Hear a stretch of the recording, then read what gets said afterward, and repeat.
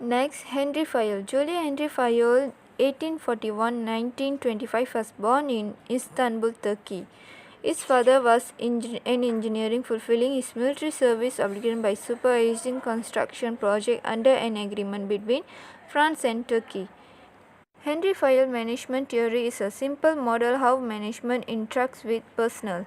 Fayol management theory covers concepts in a broad way, so almost any business can apply its theory of management. Today, the business community considers Fayol's classical management theory as a relevant guide to productively managing staff. Good evening, I'm Tanisha, daughter of Valan from SAR course. Today I want to do introduction about Max Weber and budgetary theory. Weber was born in Germany in 1864 and grew up during the time when industrialization was transforming government, business and society. Weber was interested in industrial capitalism, an economic system where industry is privately controlled and operated for profit. Weber wanted to know why industrial capitalism was successful in some countries and not in others. He believed that the large-scale organizations such as factory and government departments are the characteristic of capitalistic economics. Weber visited the United States in 1904 to study the US economy. It was here that he observed the spirit of capitalism. He noted that capitalism in the United States encouraged competition and innovation. He also realized that business are run by professional managers and that they are linked through economic relationships. He contrasts this with capitalistic practice in Germany, where a small group of powerful people control the economy. In Germany, tradition dictated behavior. People are given position of authority based on their social standing and connection, and business were linked by family and social relationship. Weber was concerned that authority was not a function of experience and ability but won by social status. Because of this, managers are not loyal to the organization. Organizational resources were used to the benefit of owners and managers rather than meet organizational goals. Weber was convinced an organization based on rational authority, where authority was given to the most competent and qualified people. Good evening to everyone. My name is Shanti. My metric number is A19B0823. Today I would like to explain about the principle of management. 14 principles of management are statements that are based on a fundamental truth. This principle of management serve a guideline for the decision making and management action. Henry Fayol was able to synthesize 14 principles of management after years of study. The first principle is division of work. In practice, employees are specialized in different areas and they have different skills, different level of experience. The second principle is authority and responsibility. In order to get things done in an organization, management has the authority to give orders to the employee. According to the Henry Fayol, the accompanying power of authority gives the management the right to give orders to the subordinates. The third principle is discipline. Discipline means respect for the rules and regulation in an organization. Discipline may be self-discipline or it may be enforced discipline. No slacking and bending of rules not allowed in any organization. The fourth principle is unity of command. Means that an individual employee should receive order from the manager and the employee is answerable to that manager. By using this principle, the responsibility for mistakes can be established more easily. The fifth principle is unity of direction. One head and one plan for a group of activities with the same objective. By doing a work with a plan, employee won't be facing stress in any ways. The sixth principle is subordination of individual interest. The interests of the organization supersede every other interest of staff, individual or group. Employee must sacrifice all their personal interests for good of the organization. The seventh principle is remuneration. Remuneration is the price for service received. Pay should be fair for both employee and the firm. In an organization, one efficient employee, the best performance, then it should have a good remuneration policy. The eighth principle is centralization. Centralization implies the centralization of decision-making authority at the top management. sharing of authorities for the decision-making process with lower level. The ninth principle is scalar chain. This principle is a product of a formal system of organization. It asserts the communication in the organization should be vertical only. The 10th principle is order. A place for everything and everything its place, the right man in the right place. There should be an order for material things and people in the organization. Order for things called material order and order for people called social order. The 11th principle is equity. While dealing with the employee, a manager should use kindness and justice toward the employee equally. Equity is a combination of kindness and justice. The 11th principle is stability of tenure of personnel. Although it could take a lot of time, employees need to give fair enough time to settle their job. An employee needs time to learn his job to become efficient and stress-free. The 13th principle is initiative. Without limits of authority and discipline, all levels of staff should be encouraged to show initiative. Management should encourage initiative. The 14th principle, which is the last principle, is esprit de corps. Esprit de corps means team spirit. Therefore, the management should create unity, cooperation, and team spirit among the employees. As Foyle explained, his principles were intended to guide the theory of practice and were not meant to exhausted in scope. Thank you.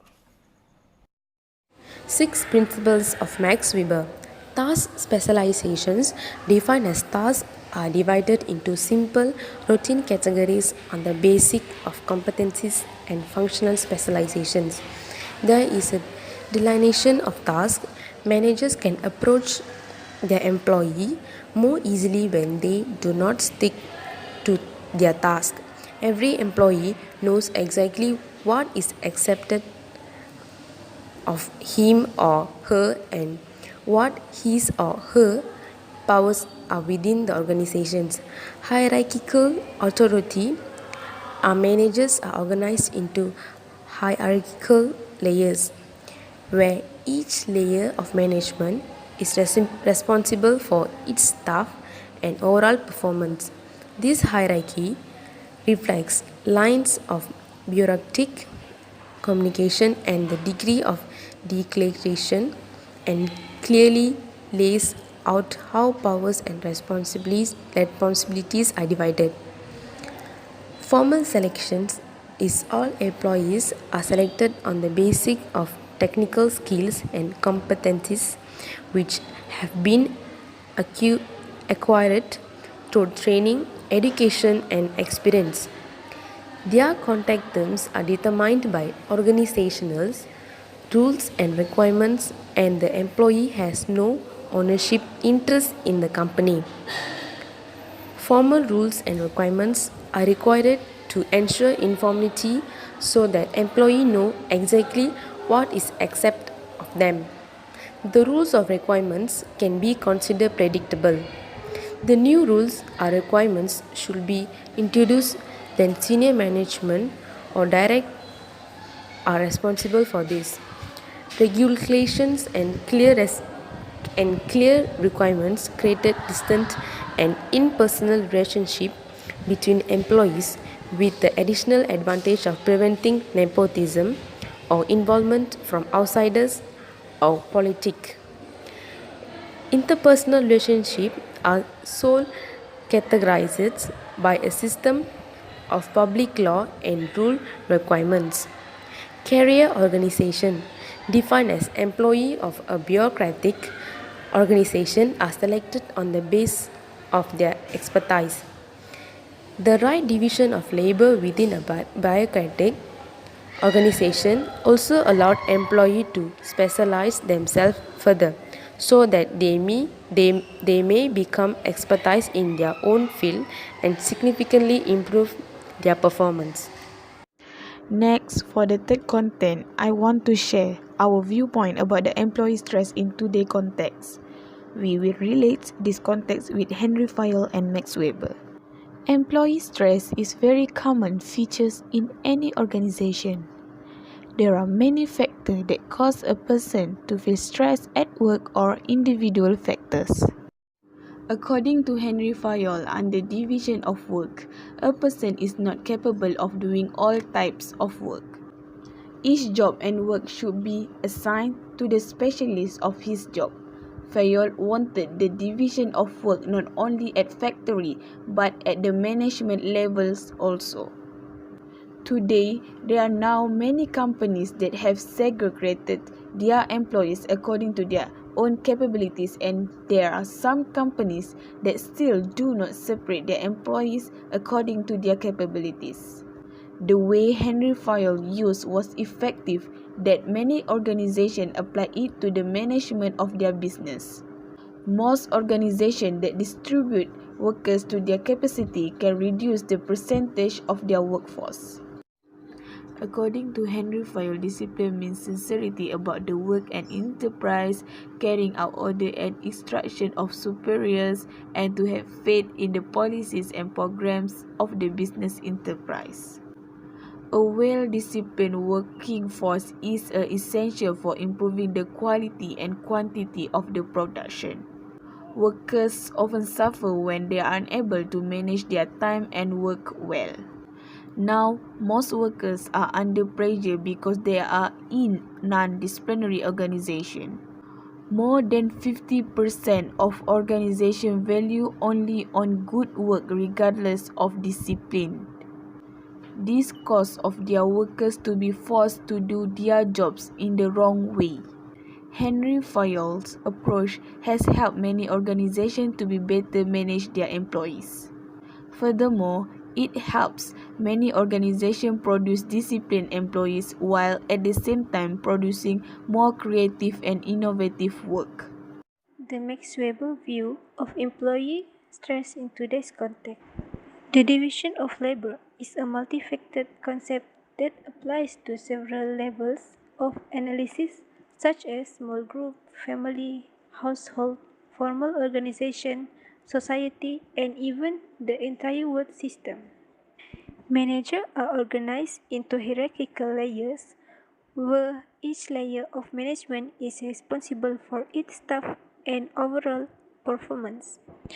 The hierarchy of authority is a system in which different positions are related in order of precedence and in which the highest rank on the ladder has the greatest power. Management is separate from ownership and managers are career employees. Career-oriented means that often employees follow the instructions and rules set by their organization. It will not be unreasonable to terminate the employee.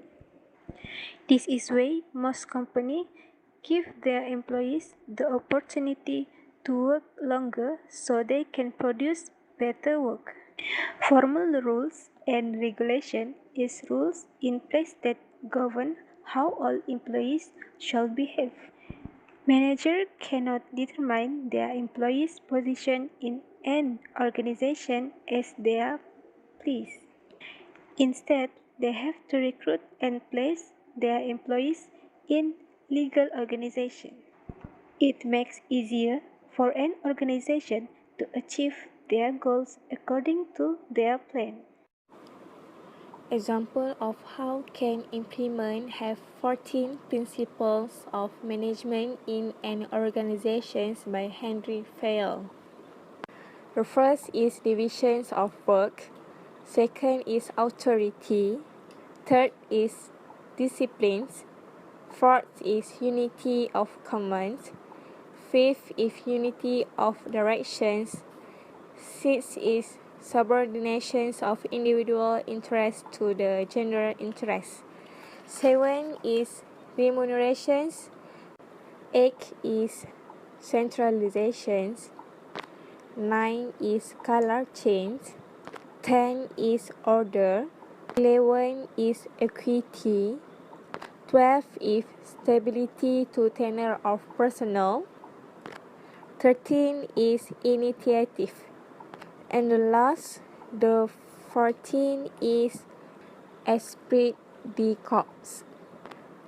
Esprit de corps is defined as a feeling of pride and mutual loyalty shared by the members of a group. And that's exactly what you have to target for if you want to achieve success while applying the 14 principles of management. Esprit de Corps is the ultimate union of the management and employees within an organization, which leads to an organization which is proud of what it does and which has generated a lot of loyalty from its employees and customers. There are few companies who have been able to manage that, like Intel, Apple, Amazon, and few others. Esprit de corps in an organization give true competitive advantage to the organization because it means that the employees are enthusiastic, motivated, and will do anything for the company or the management. Example of how can implement Max Weber's have 6 characteristics of the bureaucratic theory. The first is task specializations. Second is hierarchical of authority. The third is formal selection. The fourth is rules and requirements. The fifth is impersonal. Sixth is career orientations. For the example, the organization is career oriented, meaning that if you follow the rules and regulations and perform well, you will not be arbitrarily fired. For the example, if you perform well, you will not be arbitrarily fired. For the example, if you perform well, you may even have the chance to be promoted or receive a pay rise. In this way, the organization offers each employee the opportunity for a long-term career, provided they follow the rules and perform well. Now, I want to tell you about the advantage and disadvantage of Max Weber and Henry Fayol. Advantage of Max Weber has 3 points and the advantage of Max Weber has 3 points. After that, advantage and the advantage of Henry Fayol has 2 points. Okay, let's go about the advantage of Max Weber. Firstly is responsibility. Second is jobs hierarchy. Third is quality of jobs. Okay, the advantage of Max Weber has 3. Firstly is red tape. Second is power of management. And third is human factor. Okay, let's go to the other theory. Advantage of Henry Fayol has 2 points. Firstly is organization focus. Second, education and training. After that, the advantage of Henry Fayol is change in wage over place. And the last one is company profit. Okay. In generally, we know about the hierarchy, about the theory. All about theory has advantage and the advantage. So in this case, I want to tell you about the advantage and the advantage. Okay, so thank you. In conclusion, Henry Fayol and Max Weber are good administrators in their own ways. They based to the modern administration doesn't matter if the enterprise is classical or bureaucratic like vertical or horizontal enterprise. They both gave similar idea in administrative management theory. The both provide clear and operative set of guidelines that manager can use to create a work setting that makes efficient and effective set of guidelines manager can follow. They both work to achieve their dream even though they have their own principles. Both of them also care about the organization that are closely related to awards and performance. They say that organization need to have motivational section at a particular time so that the resources are always spent while keeping well-being of each employee. They have given a lot of the world today because of the many concepts and methods applied by companies that use a lot of human resources. Both Fayol and Weber made significant contribution to management. Fayol ideas are the basic of modern strategy as an attempt to understand what activities manager should do. His idea inform management thought in terms of the various roles that manager need to undertake to ensure the cooperation of workers. Likewise, Weber idea can be seen very clearly in human resources management in that manager should make a decision based on policy rather than within. We can see that both men's idea about structure and the line of authority continue to have a great influence in management today. Thank you.